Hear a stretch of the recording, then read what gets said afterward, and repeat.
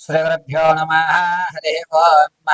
श्रीमहागणाधिपतये नमः। श्रीमहासरस्वत्यै नमः। श्रीगुरुभ्यो नमः। हरि ओम्। जगतं पितरं वन्दे पार्वती परमेश्वरं। సర్వం శ్రీ అంబికానుగ్రహకటాక్షవలసిద్ధం.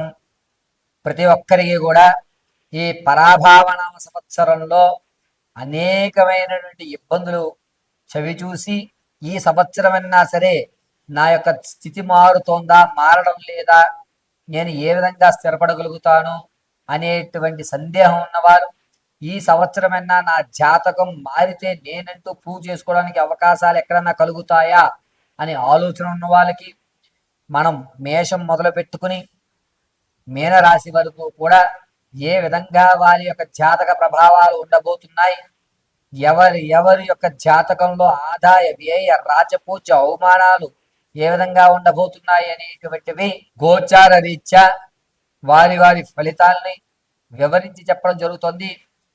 క్షుప్తంగా ఆదాయ వ్యయ రాజపూజ అవమానాలు వారి యొక్క స్థితిగతులు ఈ సంవత్సరం ఏ విధంగా ఉండబోతోంది అనేది మనం ఇప్పుడు వివరణగా చూద్దాం.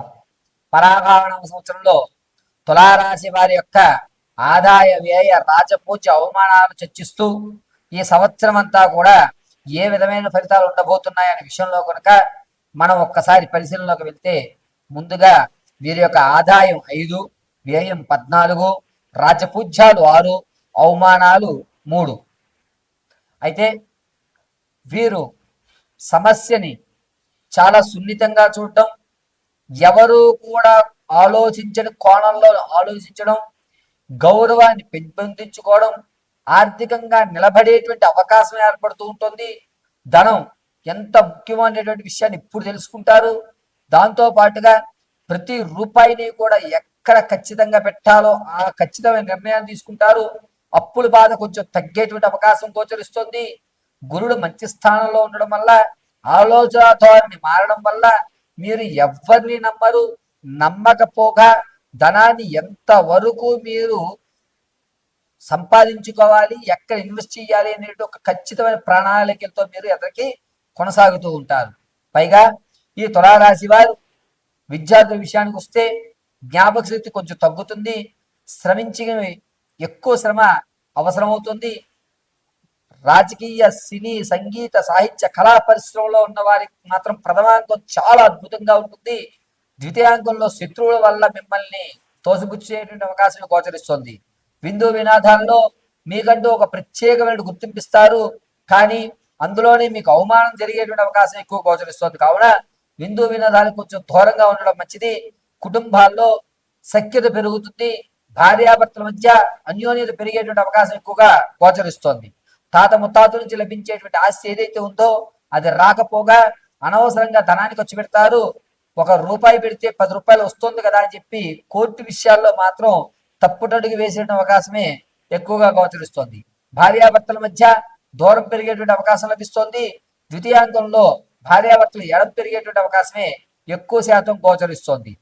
నిరుద్యోగులకి ఉద్యోగం అనేటువంటిది ప్రథమాంకంలో ఖచ్చితంగా వస్తుంది. దాన్ని కాస్త జాగ్రత్తగా చూసుకోండి. ద్వితీయాంకంలో ఉద్యోగం ప్రైవేట్ రంగాల్లోకే ఎక్కువ అవకాశాలు గోచరిస్తున్నాయి. రైతుల విషయానికి వస్తే కనుక ఏ పంట అన్నా సరే మీకు ఇబ్బంది లేదు. పెట్టుబడి కంటే అధికంగానే వస్తుంది. రైతు ఆనందదాయకంగా తులారాశిలో ఉంటారు. పైగా తులారాశిలో ఉన్నటువంటి రైతులు స్థిరమైన పొలాన్ని ఏర్పరచుకునే అవకాశం, ఇప్పటి వరకు కౌలు ఎవరైతే చేస్తున్నారో ఆ కౌలు పొలాన్ని కొనుక్కోవడం కానీ లేదా వేరే ఒక పొలాన్ని మీరు ఖచ్చితంగా కొనుక్కునే అవకాశాలు లభిస్తున్నాయి. స్థిరాస్తులు ఎవరైతే కొంటామని ఆలోచిస్తున్నారో వారికి అంతగా మంచి శుభసూచకంగా ఎక్కడా కనిపించట్లేదు. స్థిరాస్తి కొనేటువంటి విషయంలో తులారాశి వారు వేరే వాళ్ళ పేర్ల మీద పెట్టి కొనుక్కోవడం తప్ప మీ పేరు పెట్టి ఎట్టి పరిస్థితుల్లోనూ కొనవద్దు. ఇది ఖచ్చితం. పైగా తులారాశి వారికి పాత స్నేహితులు ఎవరైతే ఉన్నారో వారి వల్ల రానున్న రోజుల్లో అద్భుతమైన అవకాశాలు చెవి చూస్తున్నారు. దీనివల్ల ఇన్ని రోజులు నేను ఈ స్నేహితున్నా దూరం పెట్టాను అనుకుంటుంటారు. పైగా అకాల భోజనం చేసేటువంటి అవకాశం ఏర్పడుతుంది. అనుకోకుండా మీరు వెళ్ళిన చోట అకాల మృత్యువు మిమ్మల్ని పలకరించడం వల్ల ఆ భోజనాన్ని మీరు భుజించడం జరుగుతుంది.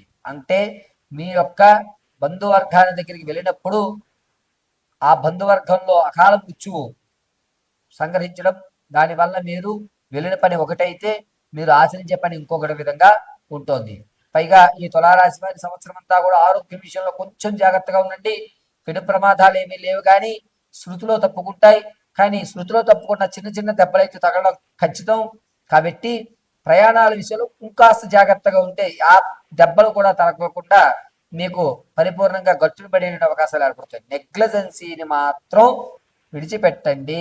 ఏం కాదులే, ఏమీ లేదులే అనేటువంటి విషయాన్ని మీరు విడిచిపెట్టి జాగ్రత్తగా ఉండడం తులారాశి వారికి అత్యంత చెప్పదగ్గ సూచన. నేను ఇప్పుడు చెప్పేటువంటి ప్రతి రాశి ఫలితము కూడా గోచార రీత్యా మాత్రమే తెలియజేయడం జరిగింది. వ్యక్తిగతంగా మీ జాతకాన్ని తెలుసుకోవడానికి కింద స్క్రోల్ అవుతున్న నెంబర్ని సంప్రదించండి. ఆ నెంబర్ సంప్రదించినప్పుడు మీ date of birth, time, place of birth ఈ 3 ఆధారాలుగా మీ పూర్తి జాతకాన్ని విశదీకరించి చెప్పడం జరుగుతుంది. ఒకవేళ మీకు డేట్ ఆఫ్ బర్త్లో కానీ, టైంలో కానీ, ప్రదేశంలో కానీ ఏదన్నా తెలియకపోతే మీ ఫోటోను మాకు వాట్సాప్ చేయడం, మేము అడిగేటువంటి 3 ప్రశ్నలకు మీరు సమాధానం చెప్పడం వల్ల ఆ గణాంక పరిమాణాన్ని బట్టి మీ జాతకాన్ని విశదీకరించి వివరించి చెప్పడం జరుగుతుంది. ఖచ్చితంగా మీకు ఉద్యోగ ప్రాప్తి ఎప్పుడు కలుగుతుంది, గ్రహదోషాలు ఏమన్నా ఉన్నాయా, వివాహం కాకపోవడానికి కారణం ఏమిటి, సంతానం కలగకపోతే కనుక ఏ విధమైనటువంటి పరిహారాలు చేసుకోవాలి, అదేవిధంగా ఉద్యోగంలో ప్రమోషన్ రావడానికి ఏ విధమైనటువంటి దేవతారాధన చేయాలి, ఏ రోజు ఏ దీపారాధన గావించుకుంటే ఏ దేవతామూర్తి యొక్క నామస్మరణ మనం చేస్తే మనకి కలిసి వచ్చేటువంటి యోచనగా ఉంటుంది, ఆర్థికంగా నిలబడాలి అంటే గనక ఏ దేవతామూర్తి యొక్క మూల మంత్రాన్ని మనం పఠించుకోవాలి, ప్రేమ వివాహం చేసుకోవాలా లేకపోతే అరేంజ్డ్ మ్యారేజ్ చేసుకోవాలా అనేటువంటి సందిగ్ధంలో ఉన్న మీ భవిష్యత్తు ఉన్నతమైన స్థితిగతులు పొందాలన్నా, పూర్తి మీ జాతకాన్ని తెలుసుకోవాలన్నా కింద స్క్రోల్ అవుతున్న నెంబర్ సంప్రదించండి. పూర్తిగా మీ జాతకాన్ని తెలుసుకోండి. ఖచ్చితంగా చెప్తున్నాను, మరొకసారి వినండి. ఇప్పుడు వరకు నేను చెప్పినటువంటి ఈ ద్వాదశ రాశులు అంటే మేషం నుంచి మీనం వరకు కూడా గోచార రీత్యా మాత్రమే తెలియజేయడం జరిగింది.